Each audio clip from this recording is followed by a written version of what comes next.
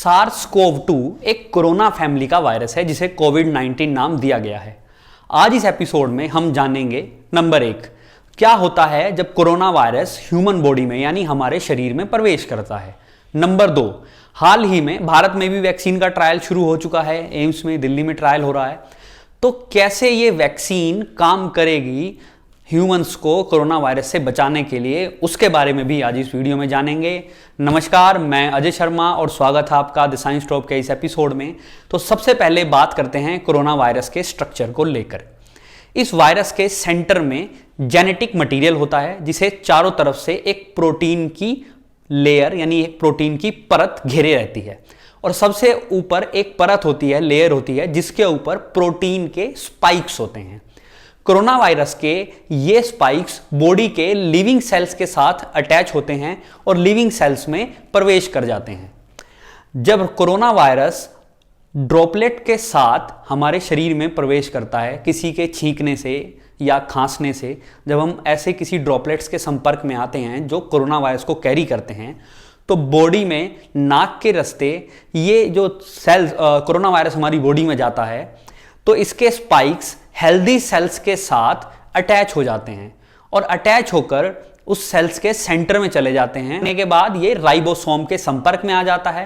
Ribosome corona virus के genetic material जो इसके सेंटर में होता है को इस्तेमाल करके नए प्रोटीन बनाते हैं, और ये नए प्रोटीन फिर से जेनेटिक मटेरियल के साथ मिलकर कोरोना वायरस का रिप्रोडक्शन स्टार्ट कर देते हैं, और हमारे शरीर में अनगिनत रूप से इस कोरोना वायरस की संख्या बढ़ने लगती है। अब समझते हैं कि कैसे निमोनिया का शिकार हम हो जाते हैं। लंग्स या जो फेफड़े हैं वो सांस लेने वाली, उसमें एक सांस लेने वाली बड़ी नलिका जिसको ब्रांची होती है, छोटी ट्यूब्स होती हैं ब्रांचियोल्स, और छोटे सैक्स जिनको एल्विलोए कहते हैं। ये एल्विलोए एक बैलून के तरह होते हैं जिसके चारों तरफ ब्लड कैरी करने वाली छोटी छोटी कैपिलरी ट्यूब्स होती हैं। अब इसको आप ऐसे समझिए कि जब हम सांस लेते हैं तो ये जो बैलून की तरह एल्विलोए है ये फूल जाते हैं बैलून की तरह, और जब हम सांस छोड़ते हैं तो ये बैलून की हवा निकलने से सिकुड़ जाते हैं, और चारों तरफ इनके जो हैं वो ब्लड कैरी करने वाली कैपिलरी यानी छोटी छोटी ट्यूब्स होती हैं। अब जब हम सांस लेते हैं, ब्रीथ करते हैं, तो ऑक्सीजन एल्विलोए से कैपिलरी ट्यूब्स में यानी जिसमें ब्लड है उसमें जाती है, और कार्बन डाइऑक्साइड कैपिलरी से बाहर आ जाती है। कोरोना वायरस के अटैक के कारण इन एल्विलोए या छोटी नलिकाएं यानी कि एल्विलोए और जो ब्रांचियोल्स फ्लूइड, उसमें फ्लूइड जमा हो जाता है जो ऑक्सीजन को कैपिलरी ट्यूब में जाने से रोकता है। अब थोड़ा सा यहां देखिए कि अगर एक बैलून है और उसके चारों तरफ ब्लड कैपिलरी यानी ब्लड कैरी करने वाली छोटी छोटी ट्यूब्स हैं, तो ऑक्सीजन जो है वो उस गुब्बारे में से यानी जो एल्विलोए टाइप गुब्बारा है हमारे लंग्स के अंदर, उसमें से ब्लड कैपिलरी जाने में ऑक्सीजन को प्रॉब्लम आ जाती है, और कोरोना पेशेंट को सांस लेने में तकलीफ होने लगती है, और बहुत ज़्यादा तकलीफ होने पर वेंटिलेटर का सहारा लेना पड़ता है।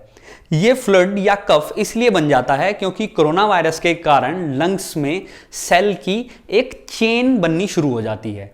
यहाँ कई सारे फैक्टर्स भी काम करते हैं, जैसे कि पेशेंट की एज कितनी है, वो किसी और बीमारी से पीड़ित है या नहीं है, ऐसे बहुत से कारण इसके अंतर्गत आते हैं। अब बात करते हैं वैक्सीन की। बहुत सारी न्यूज़ चल रही हैं कि वैक्सीन बनाई जा रही है। जो वैक्सीन बनाई जाएगी उसमें बेसिकली क्या होगा ये हम समझने की कोशिश करते हैं। आपको जब किसी को ये वैक्सीन दी जाएगी तो उस वैक्सीन में बेसिक डोज जो है वो एक लिमिटेड अमाउंट में एक वायरस जिसको आप कह सकते हैं वो दिया जाएगा, जिससे क्या होगा, लेकिन वो इतना पावरफुल नहीं होगा। उस वायरस को आपके देने से आपकी बॉडी में एंटीबॉडीज डेवलप होंगी। अगर समझें तो वाई शेप की एंटीबॉडीज डेवलप होंगी जो कि कोरोना वायरस के स्पाइक्स के साथ जाकर के अटैच हो जाएंगी। और जब ये कोरोना वायरस के स्पाइक्स के साथ जाके अटैच हो जाएंगी एंटीबॉडीज, तो कोरोना वायरस हमारे लिविंग सेल्स के साथ अटैच नहीं हो पाएगा, क्योंकि कोरोना वायरस इसीलिए अटैच हो पा रहा है क्योंकि उसके स्पाइक्स जो है वो लॉक हो जाते हैं लिविंग सेल्स के साथ, और जब वो स्पाइक्स के साथ एंटीबॉडीज जाके लॉक हो जाएंगी तो कोरोना वायरस हमारे लिविंग सेल के साथ अटैच नहीं। कोरोना वायरस के ये स्पाइक्स किसी भी लिविंग सेल्स के साथ अटैच नहीं हो पाएंगे, और अगर अटैच नहीं हो पाएंगे तो लिविंग सेल के सेंटर में भी प्रवेश नहीं कर पाएंगे, और लिविंग सेल के सेंटर में प्रवेश ही नहीं करेंगे तो कोरोना वायरस राइबोसोम के संपर्क में भी नहीं आएगा, और कोरोना वायरस का रिप्रोडक्शन हमारी बॉडी के अंदर भी स्टार्ट नहीं हो पाएगा। तो ऐसे हम कोरोना वायरस से बच सकते हैं, और ये बेसिकली जो मेथड है वो यूज किया जा रहा है कोरोना वैक्सीन बनाने में। लेकिन ऐसा भी नहीं है कि वैक्सीन बन ही जाए या उसका ट्रायल सफल ही हो जाए, किसी समय इसको 1 साल 2 साल या ना भी बने, ये भी पॉसिबिलिटी सारी की सारी यहां पर एग्जिस्ट करती है।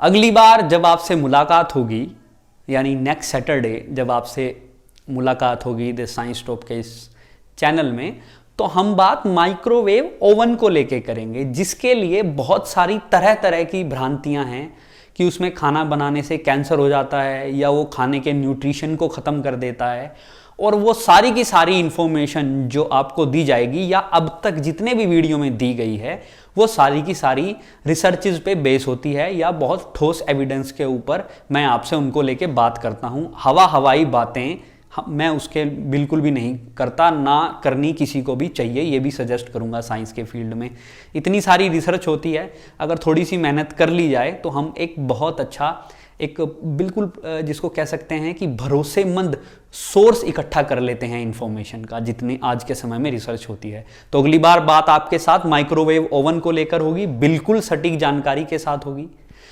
तो कैसा लगा आपको हमारा ये साइंस टॉप का आज का एपिसोड? इस वीडियो को लाइक, शेयर एंड सब्सक्राइब जरूर करिए। अपने सुझाव ईमेल या कमेंट में भी दे सकते हैं, बहुत सारे लोगों के बहुत अच्छे अच्छे कमेंट भी आ रहे हैं। तो इसी के साथ नमस्कार, धन्यवाद।